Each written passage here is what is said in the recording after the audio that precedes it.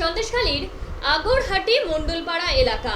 কিছুক্ষণ আগেই সাধন রঞ্জিত নামে এলাকায় তাকে গ্রেপ্তার করতে আসে পুলিশ। এই নিয়ে গ্রামবাসীদের সঙ্গে পুলিশের গন্ডগোল ঝামেলা হয়।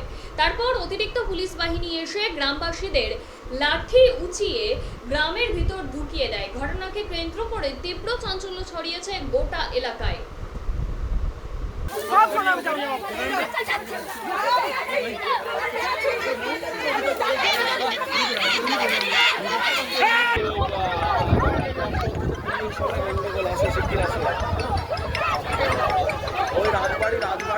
আমি এখানে আছি রাখো রাখো রাখো রাখো রাখো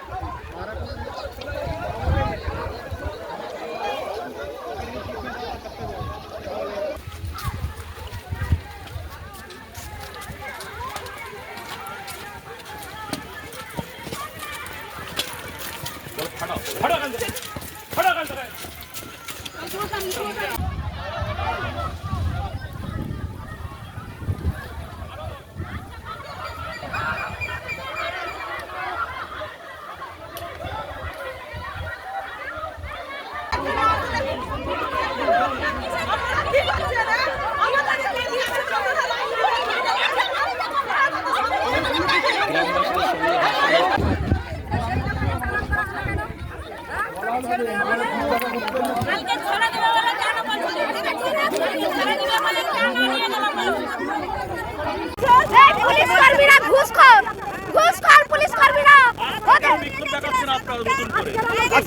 আজকে নতুন করে আসছেন।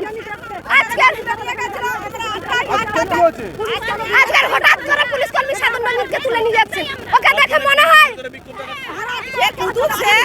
যে দোষী কালকে গুলি চালালো।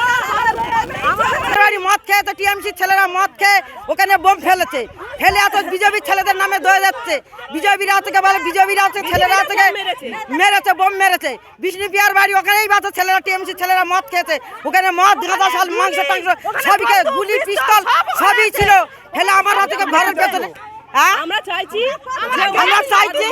ও শাস্তি হোক, বিষ্ণুপিয়ার থেকে আর কুতুবপিয়ার শাস্তি হোক।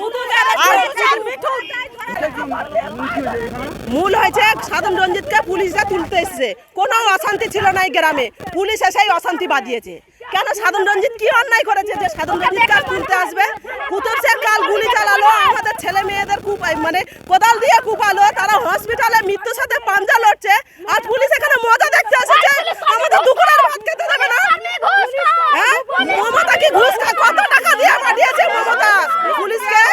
যে মমতা আজকাল গ্রাম সাধারণ মানুষের ভাতের থালা পর্যন্ত থালা থেকে উঠে মমতা কত টাকা দিয়ে পাঠিয়েছে?